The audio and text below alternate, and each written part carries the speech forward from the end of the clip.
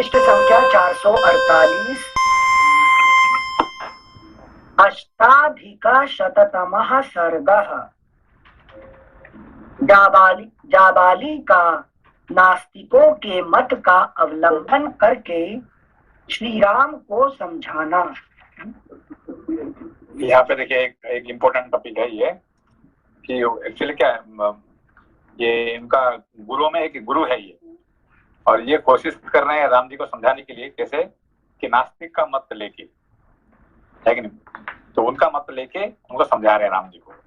अच्छा कि ये सब संसार में कौन, चारवाक मत को लेके वो समझा रहे हैं, ठीक है ना। हाँ, से अध्याय का नाम जाबाली का नास्तिकों के मत का अवलंबन करके श्री राम को समझाना। जब धर्मज्ञ श्री रामचंद्र जी भरत को इस प्रकार समझा बुझा रहे थे, उसी समय ब्राह्मण शिरोमणि जाबाली ने उनसे यह धर्म विरुद्ध वचन कहा। धर्म विरुद्ध वचन, ठीक है ना। पहले तो वो धर्म की बात कर रहे थे, कौन? भरत जी। आप ये देखा कि धर्म से नहीं मानने वाले, तो फिर धर्म का विरुद्ध से बात करो, है कि नहीं। अच्छा, मतलब try to convince in any way possible, है कि नहीं। श्लोक संख्या 2। रघुनंदन, आपने ठीक कहा, परंतु आप श्रेष्ठ बुद्धि वाले और तपस्वी हैं, अतः आपको गंवार मनुष्य की तरह ऐसा निरर्थक विचार मन में नहीं लाना चाहिए। क्या राम जी को बोल रहे हैं? क्योंकि देखिए अभी सब लोग समझाए उनको, है कि नहीं। भरत जी जितने हो सकता है पूरा धर्म का बात किए हैं, वो नहीं मान रहे हैं, तो फिर कैसे समझाएंगे उनको कि धर्म जब विरुद्ध बात करेंगे तो फिर उसको थोड़ा, है कि नहीं, मान जाएंगे। है कि नहीं। अच्छा, आपने सुना है ना, ये जो मैंने एक बार कहानी बार कहा था कि एक साधु गए थे एक गांव में, याद है कि नहीं है। तो लोगों को पूछे कि आज आप आके थोड़ा भाषण दीजिए, सत्संग करिए। हाँ। याद है कहानी?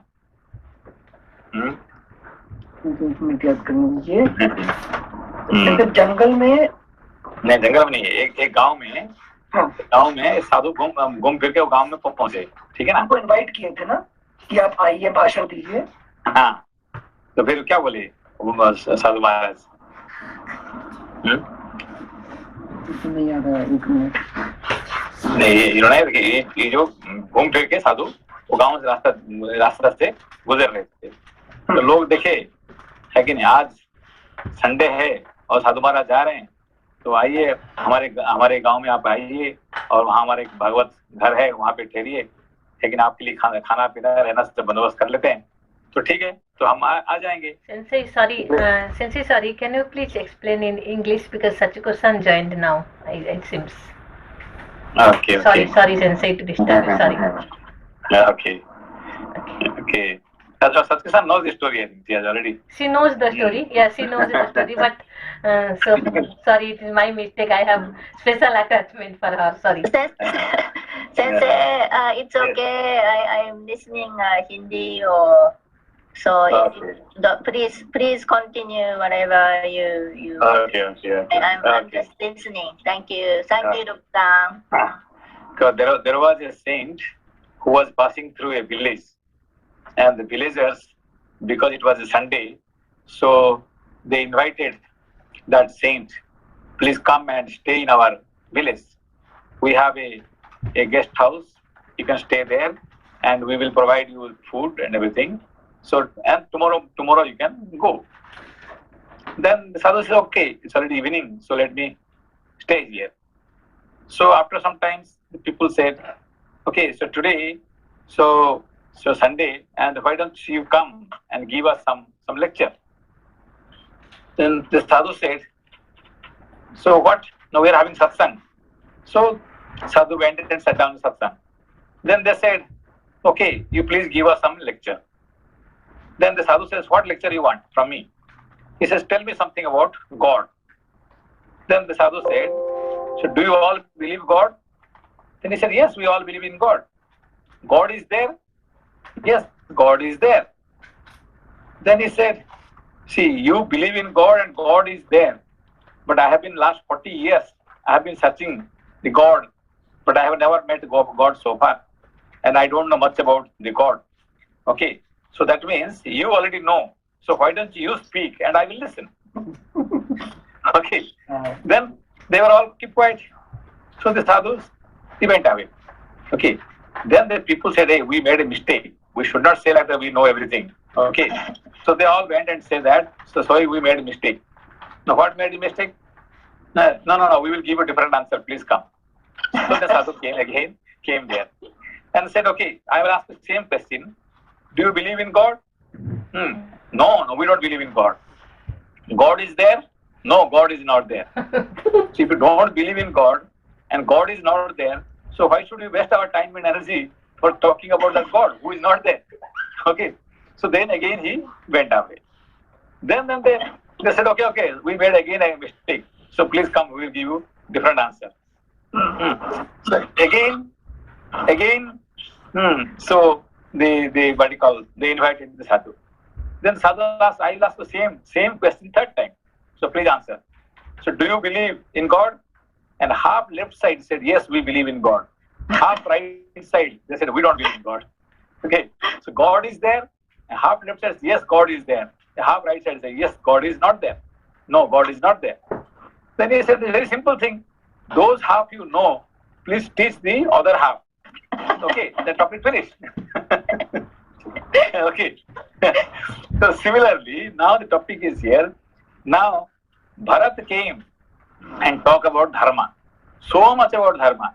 But Ram said, so he cut down. He said, no, dharma is not important. Moksha is important. So he did not listen. So now they have like the saint, So they have now another point. Okay, now there is no dharma. Don't believe in dharma. There is nothing. So they are giving him the negative answer. Okay, one teacher called Jabali, he is giving him a negative answer. Okay, Nastik, the Charvak philosophy. So since applying this logic to my life, in every situation I apply knowledge, I am not convinced. Then there is something which convinces me finally. Now whatever convinces, whether it is dharma, adharma, logic, no logic, how should I take it? Is it just play of Maya that for some reason I will get convinced? Yeah, that is what in the next chapter, Ram will explain that because what happened is we do dharma. Okay, after doing dharma, when we don't get the result, we become negative. Yes. What we say? Oh no, there is nothing. These all are nonsense. Okay, so they are all nonsense. Like one is giving example. Now see that now this is the time of the Pitru time. This is Obon time in Japan, and our Pitru Paksha will come now, and we will believe in Pitru. Okay, or our paternals. Okay, the people who are passed away. So what we do? We give them food, some drink. Okay, to whom? Those people who have already passed, dead. Okay, now he is saying that. So those people who died, what is the waste of giving so much of food and drink to a person who is dead, is gone? Why are you wasting? So if that person receiving, if you think that by giving a dead person, that dead person is receiving the food, drink, everything, then you do one thing. The people who are gone to the foreign country, okay, you do Shraddha say for them and it will reach to them also. You understand the logic? Yes. People who you cannot see, far away, you can do Shraddha for them also. For them also. Okay.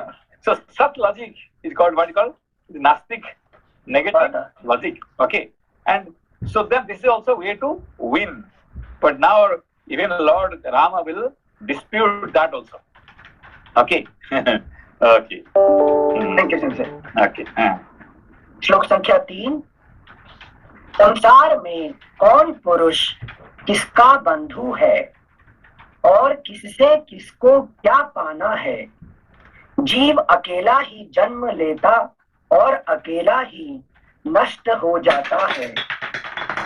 अतः श्री राम जो मनुष्य माता या पिता समझकर किसी के प्रति आसक्त होता है उसे पागल के समान समझना चाहिए, क्योंकि यहाँ कोई किसी का कुछ भी नहीं है। जैसे कोई मनुष्य दूसरे गांव को जाते समय बाहर किसी धर्मशाला में एक रात के लिए ठहर जाता है और दूसरे दिन उस स्थान को छोड़कर आगे के लिए प्रस्थित हो जाता है, इसी प्रकार पिता, माता, घर और धन ये मनुष्यों के आवास मात्र हैं। ककुत्स्थ कुलभूषण इनमें सज्जन पुरुष आसक्त नहीं होते हैं। Okay, we have come here just like a guest house. Okay, this world is like a guest house for us. So we should not get attached to this world. Okay, all these people, they are all just like the guest of the guest house. So don't get attached to anybody else. Sir ये तो क्या नाम धर्म संगत बात है ये तो सर, तो ये तो धर्म विरुद्ध नहीं है सर ये बात तो। हाँ, ये तो नहीं, ये जो कह रहे हैं ये धर्म विरुद्ध की बात कर रहे हैं। कौन बात कर रहे हैं? गुरु जी। जवाली जी है, एक गुरु जी है, उनका गुरु है, ठीक है ना। तो ये क्या पढ़ा रहे हैं राम जी को? नास्तिक बात पढ़ा रहे हैं, नेगेटिव, है कि नहीं। तो जिसके वजह से राम जी तो पहले उनको बात करेंगे, क्या करेंगे, उनको कहेंगे भाई देखो, है कि नहीं, ये नहीं है वो, यानी सब समझाएंगे। तो भी जो ज्यादा कहेंगे तो क्या कहेंगे, भाई गुरु जी है कि मेरा पिताजी आपको कैसे ये नौकरी कैसे दी है आपको है कि नहीं। आप जैसे गुरु जी को यहाँ पे रहना नहीं चाहिए था, है कि नहीं? तो सर ये कि जवाली जी उनसे और ज्ञान ले रहे हैं ताकि और संसार को और ज्ञान मिल सके भगवान राम से। हाँ, मगर ये वो भी कोशिश कर रहे हैं कि कुछ अलग कुछ हो जाए, कि उनका मकसद ये था कि राम जी को वापस लाना है, ठीक है ना। मगर राम जी को कैसे लाएंगे, तो उनको तो सीधी बात से नहीं मानते, तो उल्टा बात सुनाओ।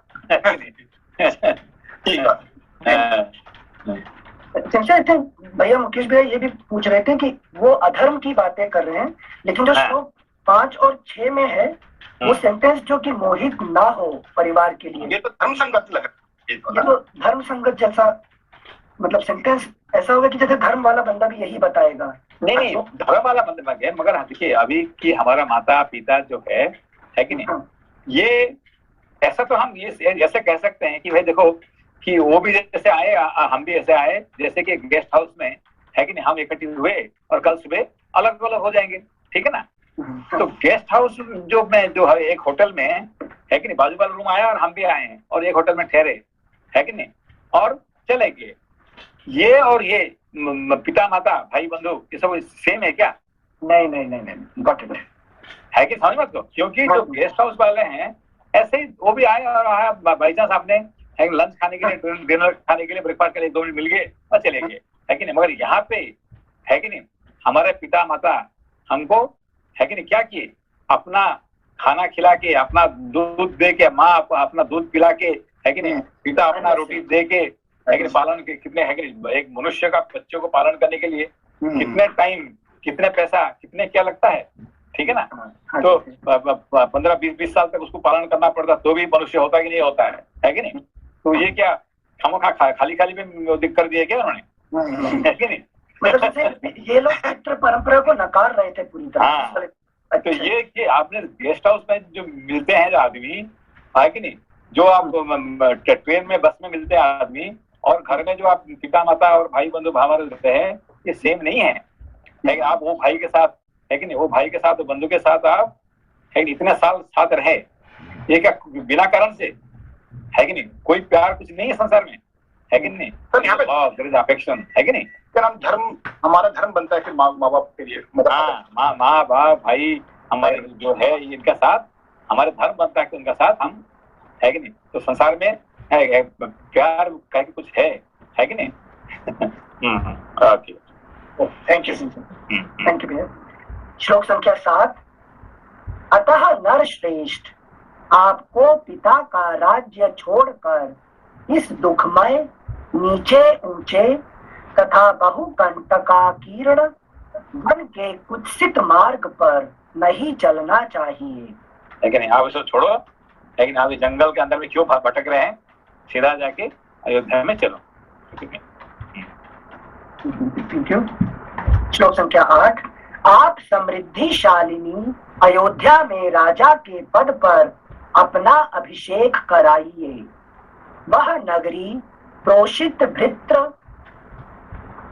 भृत्र का नारी की भांति एक वेणी धारण करके आपकी प्रतीक्षा करती है।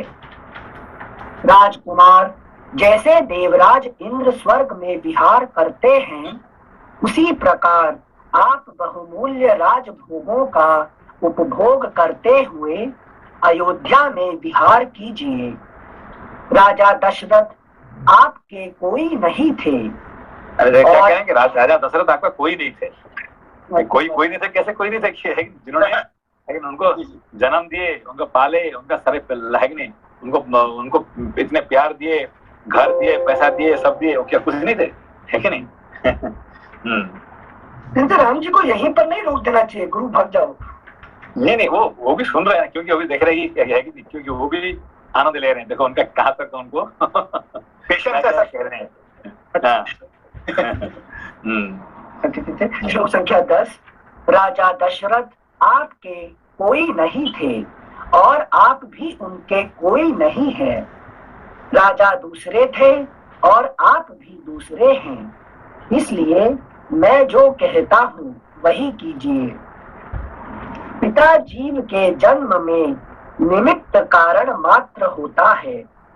वास्तव में ऋतुमती माता के द्वारा गर्भ में धारण किए हुए वीर्य और रज का परस्पर संयोग होने पर ही पुरुष का यहाँ जन्म होता है। इनसे यही वामपंथी विचारधारा है क्या? यही वामपंथी विचारधारा है कि यार जो हम बड़े हो जाते हैं, हम क्या कहते पिता माता को, अरे जाओ, है कि नहीं, तुमने हमको क्या पैदा करने के लिए किया था क्या? ऐसे तो हम अपने पैदा हो चुके हैं, है कि नहीं? तो इस तरह के पिता माता, है कि नहीं, हमारे जो दादा दादी, इनको क्या करते हैं, हम उसको लात मार के बाहर निकल जाते हैं, है कि नहीं? तो ये भावना जो है, ये उल्टा भावना है, ठीक है ना? श्लोक संख्या 12। राजा को जहाँ जाना था वहां चले गए, यह प्राणियों के लिए स्वाभाविक स्थिति है। आप तो व्यर्थ ही मारे जाते कष्ट उठाते हैं। जो मनुष्य प्राप्त हुए अर्थ का परित्याग करके धर्म परायण हुए हैं, उन्हीं के लिए मैं शोक करता हूँ, दूसरों के लिए नहीं। वे इस जगत में धर्म के नाम पर केवल दुख भोग कर मृत्यु के पश्चात नष्ट हो गए हैं। अष्टका आदि जितने श्राद्ध हैं, अष्टका आदि श्राद्ध का नाम है, श्राद्ध का नाम। अच्छा। अष्टका आदि जितने श्राद्ध हैं उनके देवता पितर हैं। श्राद्ध का दान पितरों को मिलता है। यही सोचकर लोग श्राद्ध में प्रवृत्त होते हैं, किंतु विचार करके देखिए तो इसमें अन्न का नाश ही होता है। अन्नदान करते हैं, जो पिंडदान करते हैं, ये अन्न का नाश ही होता है, कोई फल नहीं होता उसका। जैसे कितने सही टाइम पे पढ़ रहे हैं अध्याय, है कि नहीं? श्लोक संख्या 14। अष्टका आदि जितने श्राद्ध हैं उनके देवता पितर हैं। श्राद्ध का दान पितरों को मिलता है।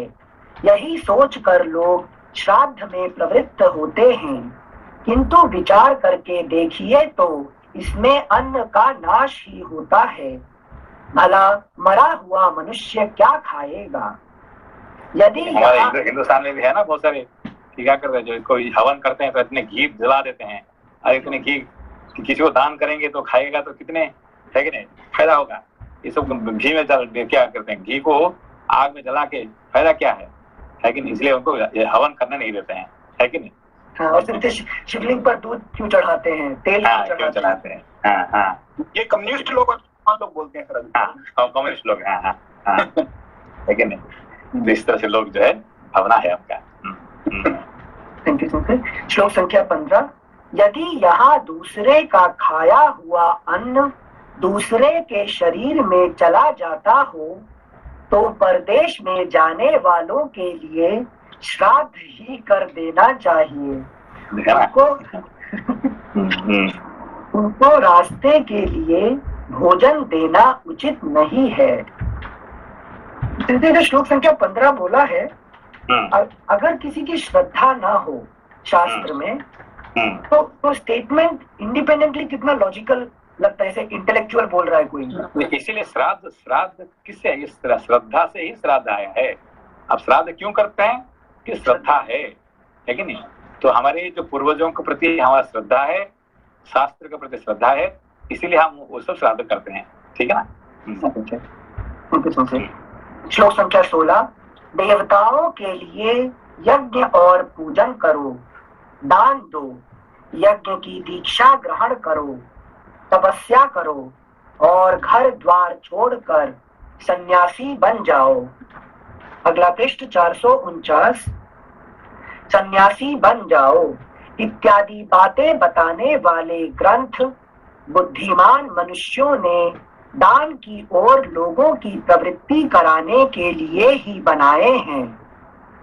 अतः महामते, आप अपने मन में यह निश्चय कीजिए कि इस लोक के सिवा कोई दूसरा लोक नहीं है। इस लोक के सिवा दूसरा कोई लोक यही नहीं है। ये सब जो बात कर रहे हैं ये सब लोग है कि नहीं? अच्छी बात नहीं कर रहे हैं सब। Thank you. श्लोक संख्या 17। अतः महामते, आप अपने मन में यह निश्चय कीजिए कि इस लोक के सिवा कोई दूसरा लोक नहीं है। अतः वहां फल भोगने के लिए धर्म आदि के पालन की आवश्यकता नहीं है। जो प्रत्यक्ष राज्य लाभ है उसका आश्रय लीजिए, परोक्ष पारलौकिक लाभ को पीछे धकेल दीजिए। जिनसे ये रामायण ग्रंथ श्रद्धा और धर्म इस सब का लिए पूरा मतलब समर्पित एक तरीके से बता रहे थे। अचानक से ये चारुवाक रूपी जाबाली को का चैप्टर क्यों इंट्रोड्यूस कर देते हैं? हमारे जो वेद में, हमारे रामायण महाभारत शास्त्र में चारवाक एक इम्पोर्टेंट फिलोसोफर है कि नहीं? चारवाक को आप छोड़ नहीं सकते हैं, है कि नहीं? वो बहुत पुराना फिलोसोफर है, ठीक है ना? क्योंकि है कि नहीं, तो ये संसार को चारवाक जो है ना, है कि नहीं, इनको बृहस्पति का अवतार ही मानते हैं, है कि नहीं? क्योंकि वो संसार में फिर, है कि नहीं, ये जो लोग जो छोड़ के चले जाते हैं, लोगों को फिर माया में फंसाने के लिए चारवाक का अवतार हुआ था। समझ लो। अच्छा अच्छा। क्योंकि चारवाक नहीं होते हैं तो लोग क्या करेंगे? सब मुक्त हो जाएंगे, सब मुक्त हो जाएंगे, है कि नहीं? तो संसार में फंसाने के लिए चारवाक का अवतार है कि नहीं? रीजन था पूछने का कि हम रामायण पढ़ रहे हैं तो चित्त शुद्धि और श्रद्धा विकसित हो, और अचानक से जैसे बोथ साइड का कॉन्वर्सेशन होता है, श्रद्धा विकसित हो रही है, अचानक से जाबाली लॉजिक देते हैं। देखिए नहीं, विलेन नहीं रहने से कोई भी ड्रामा सिनेमा नहीं बनता है, ठीक है ना? तो दुख नहीं तो सुख नहीं। श्लोक संख्या 18। सत्पुरुषों की बुद्धि जो सब लोगों के लिए राह दिखाने वाली होने के कारण प्रमाणभूत है, आगे करके भरत के अनुरोध से आप अयोध्या का राज्य ग्रहण कीजिए। इस प्रकार श्री वाल्मीकि निर्मित आर्ष रामायण आदि काव्य के अयोध्या कांड में 108वां सर्ग पूरा हुआ। नवाधिका शततमः सर्गः। श्री राम के द्वारा जाबाली के नास्तिक मत का खंडन करके आस्तिक मत का स्थापन। ये होता है कि नहीं, राम जी का ये स्पेशलिटी है कि नहीं? So he is trying to refute Jabali's नास्तिक थिंग्स एंड एस्टैब्लिशिंग द आस्तिक परंपरा। सर ये क्या कम्युनिस्टों को जवाब है श्री राम जी का? हाँ, ये कम्युनिस्ट को जो नास्तिकों का जवाब। जाबाली का यह वचन सुनकर सत्य पराक्रमी श्री रामचंद्र जी ने अपनी संशय रहित बुद्धि के द्वारा श्रुति सम्मत सदुक्ति का आश्रय लेकर कहा। ये क्या क्या श्रुति सम्मत सदुक्ति, एक तो होता है कि उनका लॉजिक, सदुक्ति मतलब प्योर लॉजिक, मगर प्योर लॉजिक पहले वो भी लॉजिक से बात किए, कौन जाबाली भी जो है वो भी लॉजिकल था उनका, मगर यहाँ पे क्या है श्रुति सम्मत, समझ में आती बात। इन एग्रीमेंट विद श्रुति वो नहीं था। हाँ, पहले क्या था कि इसे वेरी लॉजिकल, जो कहे को गलत नहीं किए थे वो सब श्रुति क्या कहते वो सदुक्ति वो सदुक्ति नहीं कह सकते, दुरुक्ति है कि नहीं, मगर वो श्रुति सम्मत नहीं था। Thank you sensor. श्लोक संख्या 2। विप्रवर, आपने मेरा प्रिय करने की इच्छा से यहाँ जो बात कही है वह कर्तव्य सी दिखाई देती है, किंतु वास्तव में करने योग्य नहीं है। वह पथ्य सी दिखने पर भी वास्तव में अपथ्य है।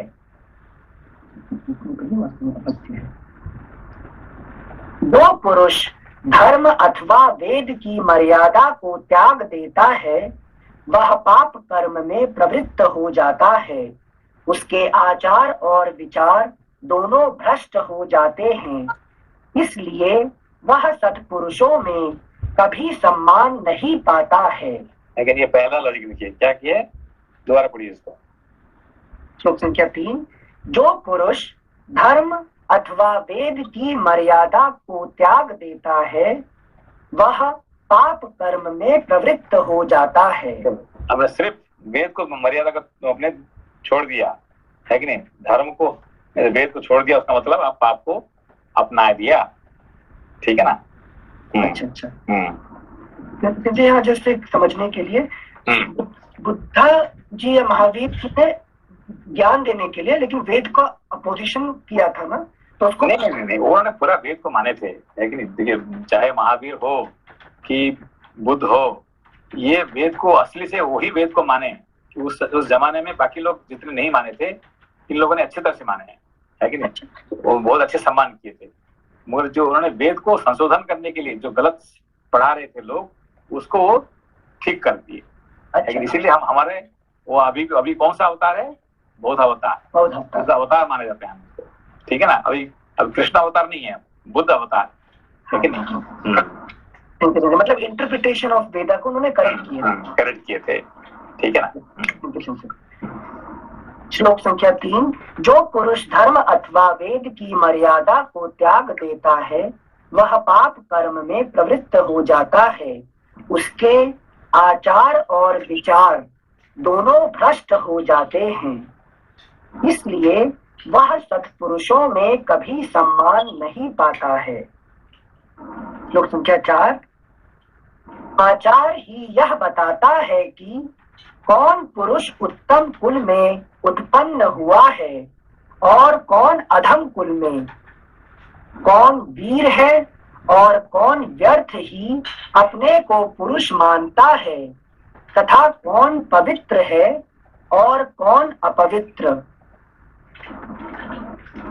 इसमें थोड़ा विवेचना करना होगा। यहाँ से जन्म, हाँ, श्लोक संख्या 4। आचार ही यह बताता है कि कौन पुरुष उत्तम कुल में उत्पन्न हुआ है और कौन अधम कुल में। अभी देखिए क्या, अभी कौन है कि नहीं, आपका पिता माता कैसे थे, आपका पूर्वज कैसे थे, कैसे पता चलेगा? कैसे? मेरे आचार विचार से। हाँ, एक आदमी का आचार विचार से, by your behaviour, your parents, your grandparents, they are known.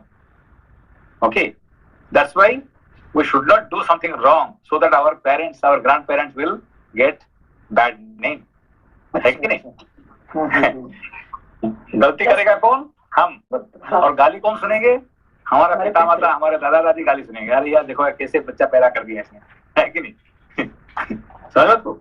मतलब हमारे व्यवहार, हमारे आचार से हमारे पिता माता दादा दादी इनका नाम आ जाता है। अच्छा, जैसे मतलब मैं ब्राह्मण कुल में पैदा हो गया और मेरा आचरण शूद्र है, तो आई एम नॉट ब्राह्मण anymore, it will bring bad name. You are not Brahman, that's okay, but you are also, who will also get bad My name? ancestors also. Because they have given you birth. So if you are great, then इसलिए कहते हैं ना कि भाई कोई अच्छे घर में पैदा, कोई अच्छे बच्चा पैदा हो जाएगा तो 7 पुरुष को उद्धार कर देता है। 7 पुरुष को उद्धार करता मतलब क्या है कि नहीं?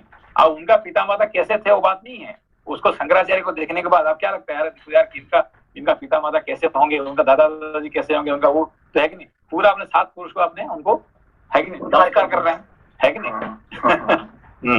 Thank you sir. आचार ही यह बताता है कि कौन पुरुष उत्तम कुल में उत्पन्न हुआ है और कौन अधम कुल में, कौन अधम कुल में बताओ वो भी पता चलता है, और कौन उत्तम कुल में पैदा होता है इसका आचार बताता है। अच्छा, जैसे मतलब रावण की वजह से विश्रवा जी भी, विश्रवा जी का नाम खराब हो गया और पुलिस है कि नहीं? मगर क्या है कि सबको पता है कि विश्रवा जी कौन है कि नहीं? जो शिव जी का भी पुरोहित बन के आए थे वो तो खराब नहीं हो सकते हैं, है कि नहीं? उसका मतलब उसका माता ने राक्षस कुल में पैदा होने के कारण से सबको पता चल गया, है कि नहीं? क्योंकि देखिए विश्रवा का बेटा ऐसा से विश्रवा को कुछ बुरा नाम नहीं आया, है कि नहीं? तो उसका bad name who God, mother God, ये है कि नहीं? श्लोक संख्या 4। आचार ही यह बताता है कि कौन पुरुष उत्तम कुल में उत्पन्न हुआ है और कौन अधम कुल में, कौन वीर है और कौन व्यर्थ ही अपने को पुरुष मानता है, तथा कौन पवित्र है और कौन अपवित्र। श्लोक संख्या 5। आपने जो आचार बताया है उसे अपनाने वाला पुरुष श्रेष्ठ सा दिखाई देने पर भी वास्तव में अनार्य है होगा। देखिए राम जी का एक जो बात कितने गहरा है कि नहीं? तो गुरु जी का बात और शिष्य के बाद किसका है कि नहीं मीनिंगफुल है, मंत्र किसे भरा हुआ है? शिष्य ने, है कि नहीं? शिष्य ने जीत गए गुरु को, है कि नहीं? जैसे जब ये पढ़ रहे हैं तो राम जी कितना note taking, minutes of meeting कितना अच्छे से लिए हैं, every logic he is negating. श्लोक संख्या 5। आपने जो आचार बताया है उसे अपनाने वाला पुरुष श्रेष्ठ सा दिखाई देने पर भी वास्तव में अनार्य होगा, बाहर से पवित्र दिखने पर भी भीतर से अपवित्र होगा, उत्तम लक्षणों से युक्त सा प्रतीत होने पर भी वास्तव में उसके विपरीत होगा, तथा शीलवान सा दिखने पर भी वस्तुतः वह दुर्शील ही होगा। आपका उपदेश चोला तो धर्म का पहने हुए है किंतु वास्तव में अधर्म है, इससे संसार में वर्ण संकरता का प्रचार होगा। यदि मैं इसे स्वीकार करके वेदोक्त शुभ कर्मों का अनुष्ठान छोड़ दूं और विधिहीन कर्मों में लग जाऊं तो कर्तव्य अकर्तव्य का ज्ञान रखने वाला कौन समझदार मनुष्य मुझे श्रेष्ठ समझकर आदर करेगा? उस दशा में तो मैं इस जगत में दुराचारी तथा लोक को कलंकित करने वाला समझा जाऊंगा। आपको बात मैं मान लूंगा, फिर क्या होगा मेरा हाल? मुझे कौन श्रेष्ठ कहेगा, है कि नहीं? मुझे लोग क्या कहते हैं? मर्यादा पुरुषोत्तम, है कि नाम को क्या नाम है? मर्यादा पुरुष, और किसी का नाम मर्यादा पुरुषोत्तम नहीं है कि नहीं? हमारे जितने अवतार हैं, जितने पुरुष है, किसी को मर्यादा पुरुषोत्तम नाम नहीं दिया जाता है, क्यों? हमेशा मर्यादा में रहने वाले राम जी को ही कहा जाता है, कृष्ण को नहीं कहा जाता है, ठीक है ना? श्लोक संख्या 8। जहां अपनी की हुई प्रतिज्ञा तोड़ दी जाती है उस वृत्ति के अनुसार बर्ताव करने पर मैं किस साधन से स्वर्गलोक प्राप्त करूंगा, तथा आपने जिस आचार का उपदेश दिया है वह किसका है जिसका मुझे अनुसरण करना होगा, क्योंकि आपके कथनानुसार मैं पिता आदि में से किसी का कुछ भी नहीं हूँ। एक मिनट, यहाँ पर आपने जो उपदेश दिया है वह किसका है जिसका मुझे अनुसरण करना होगा। यहाँ से जैसे आते हैं, हम ज्ञानी का अनुसरण करेंगे तो ज्ञान का पाठ फॉलो कर रहे हैं। तो यहाँ पितृ परंपरा के लिए बोल रहे हैं कि मैं पिता का अनुसरण करूं। नहीं, आप दोबारा शुरू से पढ़िए। अच्छा, श्लोक संख्या 8। जहाँ अपनी की हुई प्रतिज्ञा तोड़ दी जाती है, उस वृत्ति के अनुसार बर्ताव करने पर मैं किस साधन से स्वर्गलोक प्राप्त करूंगा। लेकिन जो हमने जो प्रतिज्ञा जो की हुई है कि नहीं, उसको तोड़ देने से आगे क्या होगा फिर? कौन सा स्वर्गलोक को प्राप्ति करेंगे, है कि नहीं? तथा आपने जिस आचरण का उपदेश दिया है वह किसका है जिसका मुझे अनुसरण करना होगा। जो आपने उपदेश दिया, अभी इतने सारे उपदेश दिए हैं, पूरा एक चैप्टर ने आपने उपदेश दिया है, ये किसका उपदेश है? लेकिन कौन ने उपदेश को आपने किया है? क्योंकि हम जब भी हम कहते हैं कि इसका है कि नहीं, इसका कौन सा ऋषि है कि नहीं, कौन, ये ना विश्वामित्र, ये गायत्री मंत्र से विश्वामित्र ऋषि, तो ये गायत्री मंत्र जो विश्वामित्र ऋषि, तो हम कहते हैं कि फिर उसके बाद हम उसको चैंटिंग करते हैं। तो इससे जो आपने जो बताया है अभी पूरा एक चैप्टर, ये कौन सा ऋषि का बात है कि नहीं? मतलब शास्त्र सम्मत है कि नहीं? हाँ, है कि नहीं है। क्योंकि आपके कथनानुसार मैं पिता आदि में से किसी का कुछ भी नहीं हूँ। जो आपने कहा क्या है कि भाई आपका कौन पिता है कि दशरथ कौन आए, जो आए वो गए, आप भी आए जाएंगे, है कि नहीं, कौन किसका है? आपने ऐसा कह दिया ना, तो फिर हम क्या कोई कुछ नहीं थे? दशरथ से मैं कुछ नहीं हूँ और मेरा कुछ नहीं हो, ऐसा नहीं है कि नहीं? समझ गए। श्लोक संख्या 9। आपके बताए हुए मार्ग से चलने पर पहले तो मैं स्वेच्छाचारी हूँगा, फिर यह सारा लोक स्वेच्छाचारी हो जाएगा, क्योंकि राजाओं के जैसे आचरण होते हैं प्रजा भी वैसा ही आचरण करने लगती है कि नहीं? जो राजा भी स्वेच्छाचारी हो जाए तो प्रजा भी उसको ऐसे करेंगे, है कि नहीं?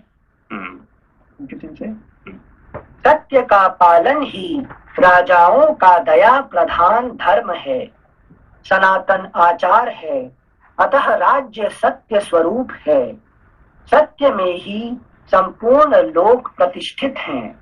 ये राम जी का ये this is his repeating again and again always. What? सत्य the truth is the only the base of the life, है कि नहीं? अच्छा, एक बार फिर से पढ़ते हैं श्लोक संख्या 10।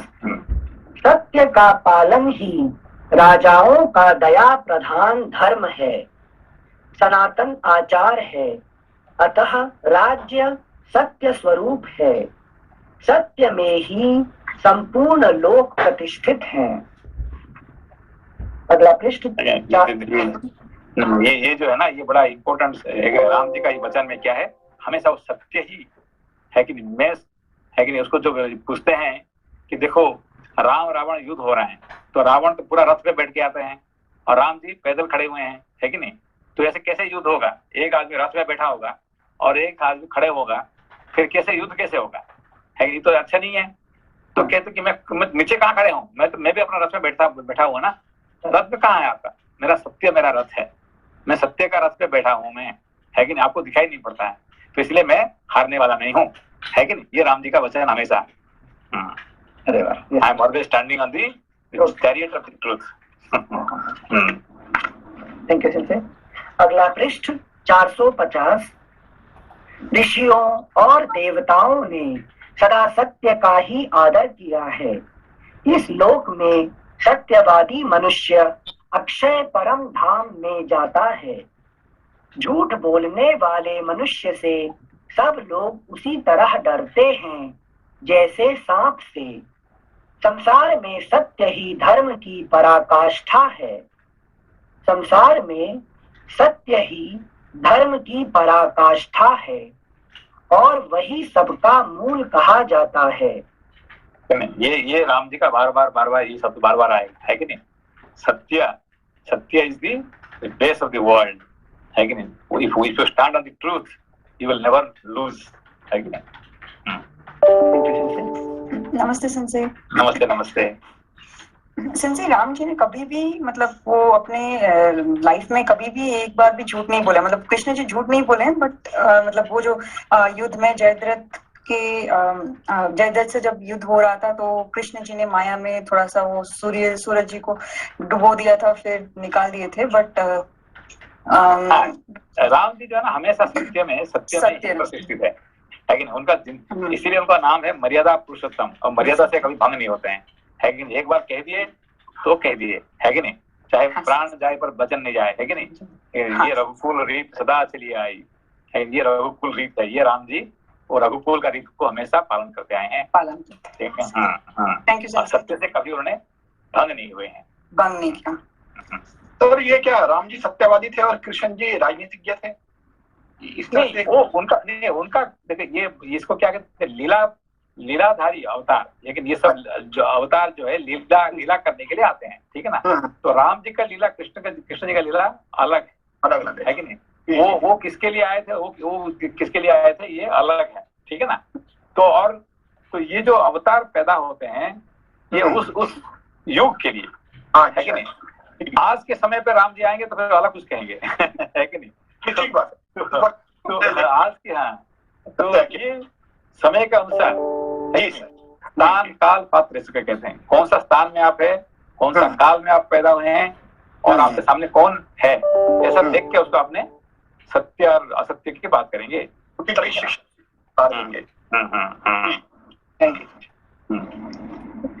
Just एक छोटा सा doubt, in the example which Manila San explained, Krishna used his Maya to cover Lord Sun, but even in that event, why should that be considered lie? It is application of his Maya, ना? तो क्योंकि तो धर्म ही है ना, नहीं? वो भी धर्म है और अल्टीमेट सत्य, तो वो भी अल्टीमेट सत्य, क्योंकि वहां पे उसको है, जैसे आदमी को ऐसे ही व्यवहार करना चाहिए, है कि नहीं? तो वो उनके लिए वो जरूरत था, ठीक है ना? ऐसा नहीं करेंगे तो वो जयद्रथ मरने वाला नहीं है, जयद्रथ नहीं मरेगा तो वो ये महाभारत ये नहीं होगा, फिर कृष्ण का यहाँ आने का उनका काम पूरा नहीं होगा, ठीक है ना? भीष्म को ऐसे ही मारना जरूरत था, द्रोण को उनको ऐसे ही मारना जरूरत था, नहीं तो फिर काम नहीं होगा, है कि उस काम के लिए कृष्ण पैदा हुए यहाँ पे, ठीक है ना? हाँ, जैसे पूछने का रीजन था कि गांधी जी अहिंसा करते रहे, लेकिन अगर कुछ बिगर कॉज के लिए नुकसान हो, तो if somebody have to come and sort that issue out, that action becomes mandatory, right, in Kali Yuga. नहीं, गांधी के तो भाई वो तो वो कल का आदमी है, वो तो बस he was made by British people, और he was a Mahatma made by the British people। अब उनका क्या बात कंपेयर करेंगे राम जी और कृष्ण की बात ही क्या करें, है कि? हाँ, बात करना तो बुद्ध की बात करो, है कि नहीं? तो शंकराचार्य की बात करो, है कि नहीं? Thank you Sanjay. श्लोक संख्या 13, जगत में सत्य ही ईश्वर है, सदा सत्य के ही आधार पर धर्म की स्थिति रहती है, सत्य ही सबकी जड़ है, सत्य से बढ़कर दूसरा कोई परम पद नहीं है। ये बार बार सत्य की ही, है कि नहीं, सराहना करते हुए, है कि नहीं? श्लोक संख्या 14, दान, यज्ञ, होम, तपस्या और वेद। दान, यज्ञ, होम, तपस्या और वेद, इन सब का आधार सत्य ही है। इसलिए सबका आधार सत्य ही है ना? कुछ भी दान करो, सत्य नहीं तो दान का कोई मतलब नहीं है। कितने यज्ञ करो, सत्य नहीं होने से यज्ञ का कोई मतलब नहीं है कि नहीं? तो होम करो, तप करो, जो भी कुछ करो, वेद पढ़ो, सत्य के बिना उसका कोई आधार नहीं है। Thank you Sanjay. इन सब का आधार सत्य ही है, इसलिए सबको सत्य परायण होना चाहिए। एक मनुष्य संपूर्ण जगत का पालन करता है, एक समूचे कुल का पालन करता है, एक नरक में डूबता है और एक स्वर्गलोक में प्रतिष्ठित होता है। मैं सत्य प्रतिज्ञ हूँ और सत्य की शपथ खाकर पिता के सत्य का पालन स्वीकार कर चुका हूँ। ऐसी दशा में मैं पिता के आदेश का किस लिए पालन नहीं करूं? पहले सत्य पालन तो क्या इसीलिए कह रहे कि क्वेश्चन मार्क है कि नहीं, किसी लिए पालन नहीं करूं, ठीक है, why I should not do, you give me a good reason but why I should not obey the truth. Okay, श्लोक संख्या 17। पहले सत्य पालन की प्रतिज्ञा करके अब लोभ, मोह अथवा अज्ञान से विवेक शून्य होकर मैं पिता के सत्य की मर्यादा भंग नहीं करूंगा। हमने सुना है कि जो अपनी प्रतिज्ञा झूठी करने के कारण धर्म से भ्रष्ट हो जाता है, उस चंचल चित्त वाले पुरुष के दिए हुए हव्य कव्य को देवता और पितर नहीं स्वीकार करते हैं। मैं इस सत्य क्या कह रहे हैं, ये क्या कह रहे हैं कि हव्य कव्य, यज्ञ में आहुति देते हैं तो मंत्र और आहुति दोनों ही स्वीकार नहीं करते। ये जो हव्य कव्य जो है ना, दो शब्द होता है कि आपका जो भी क्रिया होता है उसको हव्य कहते हैं, है कि नहीं, और जो आपका जो चिंतन होता है उसको कव्य कहते हैं, है कि नहीं। हमारे, है कि नहीं, हमारे जो शरीर है कि नहीं, शरीर का चेतन है वो क्या करता है, कर्म करता है, और हमारी जो भावना है वो क्या करता है, हमेशा कुछ चिंता करता रहता है कि नहीं। तो ये दोनों को हव्य कव्य कहते हैं कि हमारे मनुष्य जीवन में हम अपना चिंतन कैसे होना चाहिए, हमारा कार्य कैसे होना चाहिए, ठीक है ना। अच्छा, हाँ, तो मतलब समझे मानसिक क्रिया और कायिक का बॉडी से दोनों ही स्वीकार नहीं करते। अगर एक बार फिर से पढ़ रहे हैं श्लोक संख्या 18। हमने सुना है कि जो अपनी प्रतिज्ञा झूठी करने के कारण धर्म से भ्रष्ट हो जाता है, उस चंचल चित्त वाले पुरुष के दिए हुए हव्य कव्य को देवता और पितर नहीं स्वीकार करते हैं। देवता भी स्वीकार नहीं करते हैं, पितर भी स्वीकार नहीं करते हैं, है कि नहीं। श्लोक संख्या 19। मैं इस सत्य रूपी धर्म को समस्त प्राणियों के लिए हितकर और सब धर्मों में श्रेष्ठ समझता हूँ। सत्पुरुषों ने जटा वल्कल आदि के धारण रूप तापस धर्म का पालन किया है, इसलिए मैं भी उसका अभिनंदन करता हूँ। अभी देखा, अभी तक भरत जी का बाण जो है तेज था, अब क्या हो रहे हैं, वो भरत जी का बाण जो है धीरे धीरे शांत हो गया है, लेकिन राम जी का बाण, राम बाण आ गया अभी, है ना। एक बार फिर से पढ़ रहा हूँ 19 को। मैं इस सत्य रूपी धर्म को समस्त प्राणियों के लिए हितकर और सब धर्मों में श्रेष्ठ समझता हूँ। सत्पुरुषों ने जटा वल्कल आदि के धारण रूप तापस धर्म का पालन किया है, इसलिए मैं भी उसका अभिनंदन करता हूँ। क्योंकि भरत जी ने जो छात्र धर्म, क्षत्रिय के लिए जो धर्म बताया था, ये उसके रिलेवेंस में आंसर दे रहे हैं। लेकिन नहीं, देखिए जैसे पहले की हमने कहा कि जो काम को जीतने वाला है अर्थ, है कि नहीं, फिर अर्थ को जीतने वाले कौन होता है कि धर्म, और धर्म को कौन जीतेगा, मोक्ष, ठीक है ना।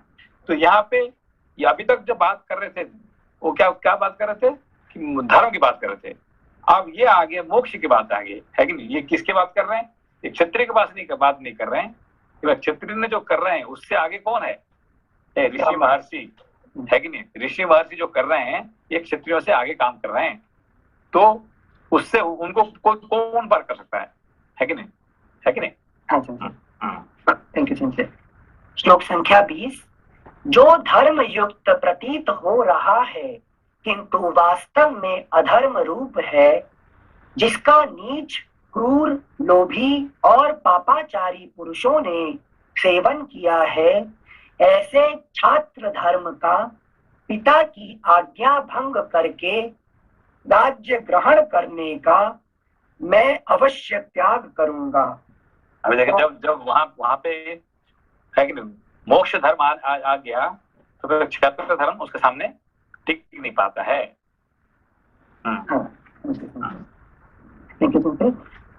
क्योंकि वह न्याय युक्त नहीं है।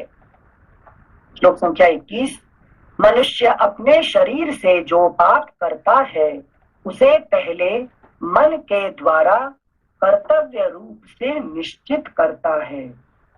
जो शरीर से पाप करने से पहले मनुष्य क्या करता है? पहले मन से पाप करता है, फिर बाद में शरीर में पाप करता है कि नहीं? पहले शरीर से पाप नहीं करता है। देखिए, आपने कुछ भी पाप करते हैं तो पहले शरीर से पाप करते हैं कि मन से पाप करते हैं? पहले। क्योंकि जब मन में ये चीज आती है तब ये तो ध्यान में नहीं आता कि मैं पाप करने जा रहा हूँ ना। नहीं, आप पहले चिंता करते हैं तब जाकर कर्म करते हैं। अच्छा, बिना चिंता से कौन काम करता है? सिर्फ जो है बालक, छोटे बच्चे करते हैं, ना पशु करते हैं, ना जो उसका है कि नहीं, जो पागल वही करते हैं, है कि नहीं? तो उसने गोली लेकर मार दिया, तो क्यों मार दिया? नहीं, उसने वो था पागल था, पागल का हाथ में बंदूक आ गया तो मार दिया उसने, ठीक है ना? तो बच्चे का हाथ में आपने बंदूक दे दिया तो बच्चे मार देगा, है कि नहीं?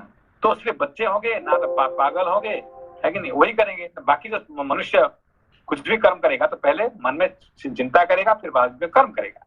अच्छा, है कि नहीं? तो शारीरिक पाप से पहले मन से पाप आदमी करता है।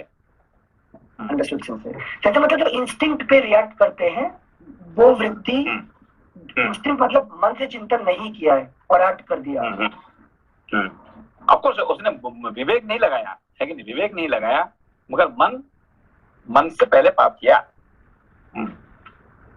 जैसे एक मिनट, अगर मन से पाप करो तो मैं उसी टाइम उसे चुप कर सकता हूँ ना कि पाप ना हो। नहीं, एक तो हमारे जो है ना 4, है कि नहीं, अंतःकरण होता है, मन, बुद्धि, चित्त, अहंकार, ठीक है ना? तो मन, हम जो भी करते हैं मन से करते हैं, जल्दबाज कर लेते हैं, जल्दी से करना है उसको, तो मन काम किया है। वहां बुद्धि भी पूरा काम नहीं किया, है कि नहीं? बुद्धि पूरा लगाएगा तो फिर वो पाप नहीं कर सकता है, ठीक है ना? Thank you Sanjay. श्लोक संख्या 21, मनुष्य अपने शरीर से जो पाप करता है उसे पहले मन के द्वारा कर्तव्य रूप से निश्चित करता है, फिर जिह्वा की सहायता से उस अनृत कर्म पाप को वाणी द्वारा दूसरों से कहता है, तत्पश्चात औरों के सहयोग से उसे शरीर द्वारा संपन्न करता है। इस तरह एक ही पातक कायिक, वाचिक और मानसिक भेद से 3 प्रकार का होता है। ठीक है ना? ये पाप जो है 3 प्रकार का होता है, कायिक, वाचिक, मानसिक, ठीक है ना? हमने शरीर से कुछ करते हैं, फिर अपना वाणी से भी कुछ कहते हैं, तेरे को देख लूंगा, मैंने तेरे को मार दूंगा, है कि नहीं? पहले हम सोचा उसको मारूंगा, फिर उसको मुंह से कहा देखो तेरे को मार दूंगा, फिर उसको मारने के लिए बंदूक उठा लिया। तो ये 3 पाप एक साथ हो रहा है। Thank you sir. श्लोक संख्या 22, पृथ्वी, कीर्ति, यश और लक्ष्मी। पृथ्वी, कीर्ति, यश और लक्ष्मी ये सब की सब सत्यवादी पुरुष को पाने की इच्छा रखती हैं। पृथ्वी, कीर्ति, यश और लक्ष्मी ये सब की सब सत्यवादी पुरुष को पाने की इच्छा रखती हैं और शिष्ट पुरुष सत्य का ही अनुसरण करते हैं। अतः मनुष्य को सदा सत्य का ही सेवन करना चाहिए।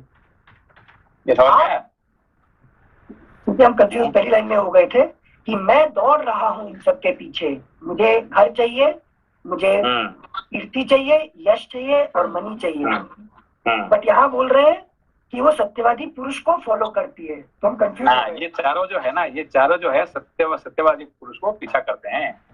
हम इनका पीछा करते हैं, मुझे पैसा चाहिए, मुझे पैसा चाहिए, मुझे घर चाहिए, मुझे जमीन चाहिए, है कि नहीं? मगर वो सब भागते हैं मेरे से, है कि नहीं? और वो किसको फॉलो करते हैं? वो सत्यवादी पुरुष को फॉलो करते हैं, है कि नहीं?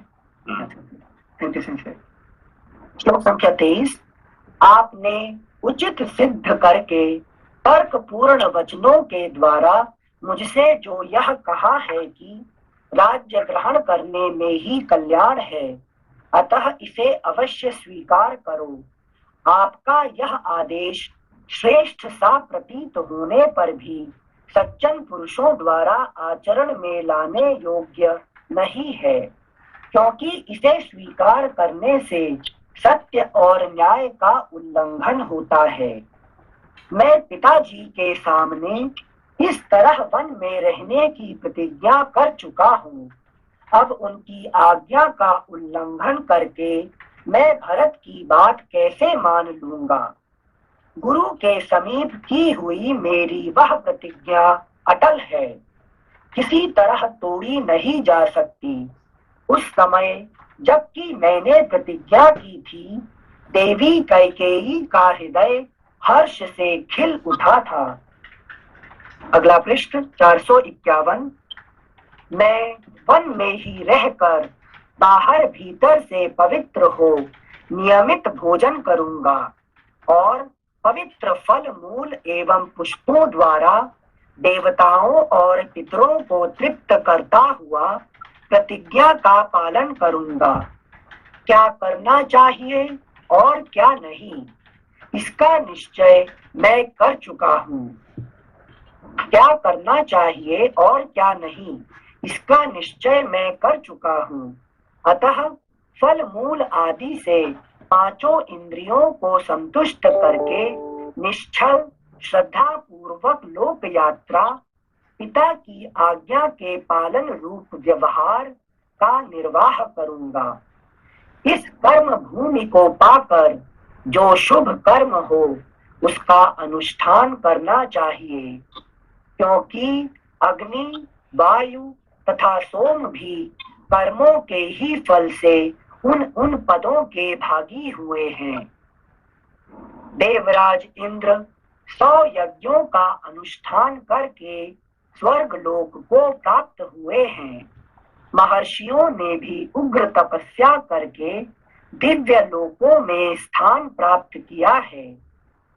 उग्र तेजस्वी राजकुमार श्री राम परलोक की सत्ता का खंडन करने वाले जाबाली के पूर्वोक्त वचनों को सुनकर उन्हें सहन न कर सकने के कारण उन वचनों की निंदा करते हुए पुनः उनसे बोले, सत्य, धर्म, पराक्रम, समस्त प्राणियों पर दया, सबसे प्रिय वचन बोलना तथा देवताओं, अतिथियों और ब्राह्मणों की पूजा करना, इन सबको साधु पुरुषों ने स्वर्ग लोक का मार्ग बताया है। सत्पुरुषों के इस वचन के अनुसार धर्म का स्वरूप जानकर तथा अनुकूल तर्क से उसका यथार्थ निर्णय करके एक निश्चय पर पहुंचे हुए सावधान ब्राह्मण भली भांति धर्माचरण करते हुए उन उत्तम लोकों को प्राप्त करना चाहते हैं। आपकी बुद्धि विषम मार्ग में स्थित है। आपने वेद विरुद्ध मार्ग का आश्रय ले रखा है। आप घोर नास्तिक और धर्म के रास्ते से कोसों दूर हैं। गुरु जी को कह रहे हैं, देखा ना, आप उल्टा पाठ पढ़ा रहे हैं, आप वेद से अलग है कि नहीं? ऐसी पाखंडमयी बुद्धि के द्वारा अनुचित विचार का प्रचार करने वाले आपको मेरे पिताजी ने जो अपना याजक बना लिया, उनके इस कार्य की मैं निंदा करता हूँ। देखा क्या बोले, पिताजी को मैं नहीं करूंगा, मगर पिताजी जो कर्म किया है ये कर्म आपको गुरु बना के ये मैं उनको निंदा करता हूँ। है कि नहीं? ये राम जी का है कि नहीं? ये रामत्व तो है, ठीक है ना? एक मिनट, मतलब selection of your teacher also the responsibility of the student. क्योंकि देखिए मेरे देखिए पिताजी ने जो बहुत सारे गलत काम किए हैं। अभी वो जो है कि नहीं, जो भरत ने कहा कि एक औरत का ये करके उन्होंने क्या कर दिया, राम जी को प्रवास दे दिया, ये कर दिया, ये सब ठीक था, मगर आपको वहां पे गुरु बनाने का जो याजक बनाए थे वो गलत कर दिए थे पिताजी का। अच्छा, मतलब ये बड़ा interesting है। मुझे वन में आना इज ओके, बट आपको टीच तुम बनाने का काम जो है वो गलत किए थे, है कि नहीं? मतलब since teaching is very responsible job. Responsible job है कि नहीं? Thank you since. श्लोक संख्या 34। जैसे चोर दंडनीय होता है उसी प्रकार वेद विरोधी बुद्ध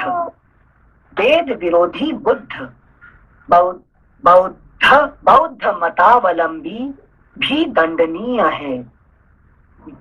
जैसे चोर दंडनीय होता है उसी प्रकार वेद विरोधी बौद्ध मतावलंबी भी दंडनीय है। तथागत नास्तिक विशेष और नास्तिक चार्वाक को भी यहाँ इसी कोटि में समझना चाहिए। इसलिए प्रजा पर अनुग्रह करने के लिए राजा द्वारा जिस नास्तिक को दंड दिलाया जा सके उसे तो चोर के समान दंड दिलाया ही जाए, परंतु जो वश के बाहर हो उस नास्तिक के प्रति विद्वान ब्राह्मण कभी उन्मुख ना हो, उससे वार्तालाप तक ना करे। आपके सिवा पहले के श्रेष्ठ ब्राह्मणों ने इहलोक और परलोक की फल कामना का परित्याग करके वेदोक्त धर्म समझकर सदा ही बहुत से शुभ कर्मों का अनुष्ठान किया है।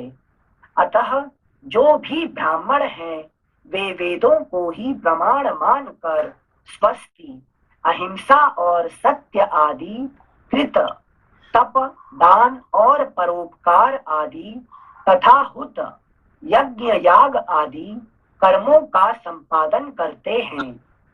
जो धर्म में तत्पर रहते हैं, सत्पुरुषों का साथ करते हैं, तेज से संपन्न हैं, जिनमें दान रूपी गुण की प्रधानता है, जो कभी किसी प्राणी की हिंसा नहीं करते तथा जो मल संसर्ग से रहित हैं, ऐसे श्रेष्ठ मुनि ही संसार में पूजनीय होते हैं। अगला पृष्ठ 452। महात्मा खत्म नहीं करके फिर नेक्स्ट टाइम पढ़ेंगे क्योंकि इम्पोर्टेंट है, जल्दी में खत्म नहीं करेंगे, ठीक है? ओके, फिर फर्स्ट से पढ़ते हैं। प्रणाम सेंसे। ठीक है, प्रणाम। नमस्ते सेंसे। नमस्ते। कल सैटरडे प्रणाम सेंसे। परसों पढ़ेंगे। नमस्ते।